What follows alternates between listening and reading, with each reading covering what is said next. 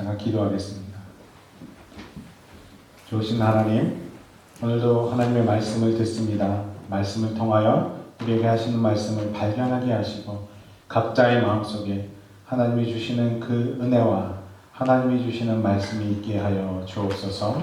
전하는 자나 듣는 우리 모두가 하늘의 한 성령 아래 거할 줄 믿사오서 예수님의 이름으로 기도하옵나이다. 아멘. 제가 하더라도 이해해 주시면 감사하겠습니다. 주님의 은총과 평화가 교우 여러분과 함께 하시기를 주님의 이름으로 축원합니다. 새해 첫 주일 아침입니다. 우리에게 또 새날을 허락하신 하나님께 감사와 찬송을 올려드립니다. 무슨 설교를 해야 되나, 무슨 설교를 새해 첫 주일에 해야 되나 고민하다가 이 말씀을 정했습니다. 신앙생활하면서 믿음이 뭐냐고 물어보면 가장 먼저 튀어나올 성구가 오늘 본 말씀이죠. 옛날에도 한번 말씀드렸던 것 같아요. 믿음이 뭡니까? 이러면 히브리서 11장 1절 말씀을 대부분 얘기합니다. 믿음은 바라는 것들의 실상이요 보지 못하는 것들의 증거니라. 이 구절만 떼어놓고 보면 지극히 종교적이고 뭔지 잘 모르겠지만 무언가 있어 보이기까지 하죠. 그래서 집안 거실에 안방에 말씀이 걸려 있습니다. 식당을 가도 사업체에 가도 이 말씀들이 많이 걸려 있습니다. 이 말씀과 더불어 집에 많이 걸려 있는, 사업체에 많이 걸려 있는 말씀이 야베스의 기도이죠. 다음에는 야베스의 기도에 대해서 한번 생각해 보는 시간이 준비해 보려고 하는 생각도 있습니다. 이 몇몇 성구들과 함께 정말 우리가 흔하게 볼 수 있는 그런 말씀입니다. 믿음이란 바라는 것들의 실상이고 보지 못하는 것들의 증거다, 이렇게 얘기하니까 어떤 분들은 소원 성취를 위해서 기도의 주문을 이 말씀에 의지해서 외우는 분들도 있습니다. 말씀대로 내가 바라는 것, 내가 원하기만 하면 모든 것이 이루어질 거다, 이런 밑도 끝도 없는 자신감을 내비치기도 합니다. 오늘 히브리서 기자가 말씀하는 이 말씀이, 히브리서 11장 말씀이 정말 우리의 소원 성취를 위한 그런 말씀일까요? 조금 냉정하게 얘기하면 이런 식의 신앙은 굳이 성경을 뒤적일 필요도 없고 매주일 힘들게 교회를 찾을 필요도 없을 것 같습니다. 왜 그럴까요? 소원 성취만을 위한 신앙은 어느 종교든지 다 있기 때문입니다. 그렇죠? 다른 종교도 다 이걸 얘기합니다. 그래서 히브리서 기자가 말하는, 오늘 히브리서 기자가 말하는 히브리서 11장의 말씀에 이야기하는 믿음은 그런 것과는 조금 거리가 있다라고 생각하고 말씀을 시작하겠습니다. 우리는 보통 신앙이라고 하면 무언가 일상을 뛰어넘는 아주 신비로운 것들을 생각합니다. 환상을 본다든지, 미래를 예언한다든지, 기적이 일어난다든지, 이런 것들을 신앙이다, 이렇게 얘기하죠. 그런데 기독교 신앙은 조금 다릅니다. 히브리서 기자가 바로 이 다른 점을 오늘 우리에게 이야기하고 있는 겁니다. 히브리서 11장 1절 말씀에 믿음은 바라는 것들의 실상이요 보지 못하는 것들의 증거니, 그 다음에 2절 말씀에 뭐라고 기록되어 있죠? 선진들이 이로써 증거를 얻었느니라 는 말씀이 나옵니다. 이게 한 맥락 안에 있는 말씀이에요. 믿음은 바라는 것들의 실상이요 보지 못하는 것들의 증거니, 그 다음 선진들이 이로써 증거를 얻었느니라. 거기서 이로써가 중요하겠죠. 우리 믿음의 조상들이 이로써 증거를 얻었느니라, 이런 말씀을 합니다. 그런 다음에 성경이 가르치는 신앙이 무엇인지를 설명하기 위해서 이스라엘의 역사를 되짚어 갑니다.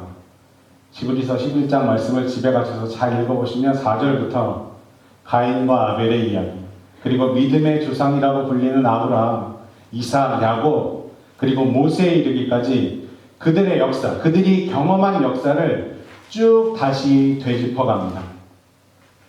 이게 뭘 의미하는 걸까요? 기독교 믿음이란 단순히 소원 성취나 신비한 기적에 머무르는 것이 아니라 그들이 경험한 역사와 관련이 있다는 말입니다.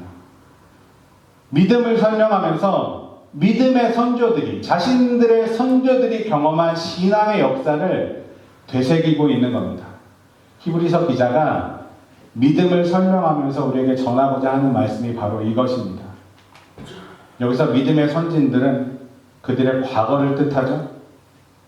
그 믿음의 선진들이 경험한 과거가 자신들의 조상들이 살았던 그 삶이 지금 자신들이 경험하고 있는 그 현재, 불안한 현재를 확신의 현재로 만들어줄 수 있다라고 고백하고 있는 겁니다. 오늘 말씀은 그래서 시간과 관련이 있습니다. 과거는 오늘의 거울이 되고 약속된 미래는 오늘을 가치 있게 만들어갑니다. 이것이 성경이 우리에게 가르치는 역사의 원리입니다. 조금 더 쉽게 설명해 드리면 성경이 우리에게 선언하는 역사는 아주 간단한 원리로 움직입니다. 하나님이 자기 백성을 이끄신다. 기독교 세계관을, 역사관을 이론론적 세계관이라고 얘기합니다. 왜 그렇죠? 천지창조가 있으면 요한계시록 끝에 뭐가 있어요? 심판이 있죠. 그래서 처음과 끝이 있습니다.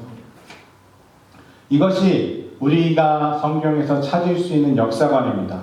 그 역사관 중에 그 역사관을 꿰뚫고 있는 가장 중요한 원리가 하나님이 자기 백성을 이끌고 가신다라는 원리가 성경의 역사 원리랍니다. 그래서 이스라엘의 신앙은 역사적 신앙이라고 불립니다. 그들의 역사를 한번 생각해 볼까요? 이스라엘 민족에게 가장 중요한 역사를 뽑으라면 대부분의 신학자들은 세 가지 사건을 뽑습니다. 첫 번째, 모세의 출애굽 사건. 두 번째, 기원전 7세기경에 있었던 바벨론 포로 사건. 그리고 마지막으로 주 70년경에 있었던 예루살렘 멸망 사건. 이렇게 세 가지 사건을 이스라엘 역사에서 굉장히 중요한 사건으로 꼽습니다. 출애굽은 우리가 성경에도 너무 잘 나와 있으니까 아주 잘 알고 있는 사건이죠. 이집트의 노예였던 이스라엘을 가나안 땅으로 인도해냈습니다. 광야를 돌아서 가는데, 가나안 땅 가는데 40년 걸렸죠. 특히 그 광야 생활 중에 우리가 십계명이라고 부르는 출애굽기 20장에 주목해 보겠습니다. 십계명의 서문으로 불리는 출애굽기 20장 1절 2절 말씀.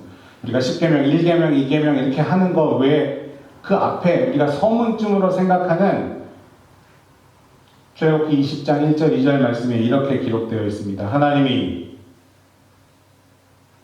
뒤에 있어요. 네. 하나님이 이 모든 말씀으로 말씀하여 이르시되 나는 너를 애굽 땅 종되었던 집에서 인도하여 낸 내 하나님 여호와니라. 이 말씀으로 시작합니다. 그리고 십계명을 주시죠. 우리가 보는 십계명의 1계명은 뭐예요? 다 잊어버리셨어요? 1계명은 뭐예요? 갑자기 시험 들게 하지 마세요. 하나님 외에 다른 신을 섬기지 말라 이거잖아요. 이스라엘 사람들, 유대인들은 이게 1계명입니다. 애굽 땅에서, 종되었던 애굽 땅에서 인도한 내 하나님을 기억하라. 십계명의 1계명으로 삼고 있습니다. 하나님은 이스라엘에게 당신의 계명을 주시면서 애굽에서 끌어내어 인도하신 그 역사, 종되었던 땅에서 구출해낸 역사, 그걸 기억하라고 얘기하시는 거예요. 그래서 이 출애굽 역사는 이스라엘 민족에게 가장 기초가 되는 신앙의 초석이 됩니다. 두 번째 사건은 바벨론 포로 사건입니다. 바벨론에서 70년 정도 포로성을 했던 역사를 그들은 중요한 역사로 삼습니다. 이 역사를 통해서 이스라엘 민족이 깨달은 게 뭘까요? 배운 교훈이 있어요. 선택된 하나님의 백성일지라도 하나님이 선택하셔서 이끌어내셔서 가나안 땅에 이르게 하셨을지라도 하나님 뜻대로 살지 않으면, 하나님의 계명을 어긴다면 벌받는다 라는 교훈을 얻었습니다. 그런데 더 중요한 교훈이 뭐예요? 그것으로 징벌로 끝난 것이 아니라 스스로 돌이켜서 하나님 말씀에 다시 순종하고 돌이키면 하나님은 당신의 백성을 반드시 구출하셔서 다시 살게 하신다라는 역사를 이 바벨론 포로 사건을 통해서 배웠습니다. 유대인들은 아직도 바벨론 포로 하면 이걸 기억합니다. 스스로 돌이키면 살리신다. 세 번째 사건은 서기 70년경에 일어난 사건입니다. 성경에 나온 사건이 아니었기 때문에 우리에게 잘 알려져 있지는 않습니다. 그런데 이스라엘 역사에서 가장 중요한 역사입니다. 로마 제국이 서기 70년경에 이스라엘을 쳐들어가서 예루살렘 성을 함락하고 초토화시킵니다. 다 죽여버립니다. 예루살렘 성을 짓밟아버립니다. 그리고 이스라엘의 완전한 항복을 받아내기 위해서 마지막 한 사람까지 항전하는 모든 사람을 죽이려고 하죠. 그런데 그때 최후의 1000여 명 정도가 끝까지 로마에 항전합니다. 결국은 밀리고 밀려서 예루살렘 성에서 퇴각해서 마사다라는 요새에서 최후의 항전을 하게 돼요. 그 요새가 이렇게 생겼습니다. 뒤에 있어요. 천의 요새라고 불리는 이 마사다에서 이스라엘은 끝까지 버팁니다. 왜 버텼을까요? 하나님의 백성이 다른 민족에게 목숨을 내어줄 수 없다라는 민족적 자존심을 가지고 끝까지 버팁니다. 이 요새에 올라갔을 때 960명쯤 남았다고 합니다. 근데 시간이 지나자 먹을 것이 떨어졌겠죠. 물도 떨어집니다. 굶어 죽는 사람이 생기기 시작합니다. 심지어는 힘없는 아이들과 죽은 시신까지 먹는다는 흉흉한 소문이 돌기 시작했습니다. 그렇게 이 요새에서 2년을 버팁니다. 이제 960명이었던 사람은 300명쯤 남았습니다. 더 이상 스스로 버틸 수 없다는 것을 알게 된 이 300명 사람들은 결단을 합니다. 항복을 할 것인지 다른 방법을 택할 것인지. 결국 마사다에 남은 300명은 항복 대신 거룩한 자결을 선택하게 됩니다. 자결하는 이유 역시 하나님의 선민이 이방 민족에게 목숨을 맡길 수 없다는 민족적 자존심이었습니다. 그런데 역사를 보면 이들의 마지막이 참 비극적입니다. 300명 중에 10명을 제비 뽑습니다. 그 10명이 290명의 목을 베니다. 그리고 나머지 10명 중 다시 한 사람을 제비 뽑습니다. 그리고 9을 죽이고 스스로 자결합니다. 이게 서기 73년 이스라엘이라는 나라가 역사에서 완전히 사라진 마사다 최후의 항전이라는 역사적 사실입니다. 어쨌든 서기 73년 마사다 전투 이후로 이스라엘은 1800년이 넘는 시간 동안 나라 없는 민족으로 나그네처럼 세상을 떠돌며 살아가게 됩니다. 자그마치 1800년 이상을요. 1948년이 돼서야 우리가 아는 역사처럼 미국과 영국이 이스라엘을 팔레스타인 땅에 만들어 주잖아요. 그때 1948년에 나라를 되찾습니다. 이 나라가 우리가 알고 있는 이스라엘이에요. 지도상에서 무려 1800년을 없어진 나라로 살았던 사람들이 이스라엘 사람들이었습니다. 여러분 근데 잘 생각해 보세요. 우리 민족도 일본의 식민지 시대를 살았잖아요. 식민지 역사를 겪은 민족이 자기 민족의 정체성을 되찾는 게 얼마나 힘든 일인지 우리는 잘 경험하고 있습니다. 아직도 우리도 일제의 잔재 속에서, 그죠? 그 일제의 잔재를 털어내지 못해서 참 아픈 그런 역사를 가지고 아파하며 아직도 살아가고 있습니다. 이스라엘 민족은요, 자그마치 1800년이에요. 1800년 넘게 나라 없이 전 세계에 흩어졌던 사람들이 그 나그네 민족을 지탱할 수 있었던 힘이 뭐였을까요? 무엇이 바벨론의 70년의 그 세월을 버티게 했을까요? 무엇이 애국 땅의 그 서름과 아픔을 버티게 했을까요? 광야의 40년의 굶주림을 무엇이 버티게 했을까요? 히브리서 기자가 이야기하고 있는 게 바로 이 얘기입니다. 이 공통적으로 오늘 살펴본 이 세 가지 사건은 아주 중요한 사실을 품고 있습니다. 이스라엘이 처참히 망가지는 죽음에 직면했었다는 사실입니다. 그런데 죽음으로 끝나지 않았습니다. 거기서 멈추지 않았다는 말입니다. 이 세 가지 역사 안에서, 아니 이 세 가지 역사뿐만 아니라 그들의 전체 역사 안에서 이스라엘 백성은 죽음을 이기게 하는 하나님을 그들의 역사 속에서 늘 새롭게 만났다라는 사실입니다. 그 절망 가운데서도 자기 백성에게 약속하신 그 역사를 이루어내시는 하나님을 만나며 죽음을 이기게 하신 하나님을 자신들의 역사 속에서 경험하며 그 하나님을 의지하며 살아가는 힘을 얻게 됐다라는 사실입니다. 여러분, 이게 중요한 거예요.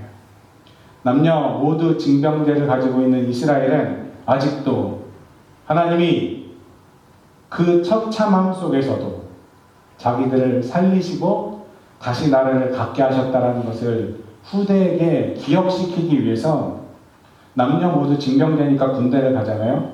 군대를 갈 때 처음에 이 마사다 요새에서 의식을 거행하고 저녁식은 예루살렘 성전 앞에서 한다고 합니다.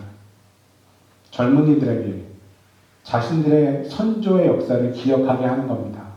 그럼에도 불구하고 하나님은 자신들을 살리셨다. 이 역사적 신앙이 이스라엘 민족을 아직도 살게 하고 있습니다. 다른 모든 종교도 일종의 믿음을 강조합니다. 우리 기독교도 그렇죠. 그리고 우리 기독교 안에서도 어떤 기적이 일어나고 신비한 일을 얘기하고 소원 성취를 이룰 수 있다라고 기도를 통해서 할 수 있다라고 이야기합니다. 맞습니다. 제가 이걸 자체를 부정하는 건 아닙니다. 하지만 그 어떤 종교도 죽음을 넘어서게 하는 역사의 힘을 이야기하지 않습니다. 그 거룩한 역사의 힘이 나의 삶에서도 일어날 거라고 이야기하지 않습니다. 오직 하나님의 백성만이 믿음의 선조들에게 베푸셨던 그 역사의 힘을 이야기합니다. 그 역사의 힘이 뭐예요? 성경입니다.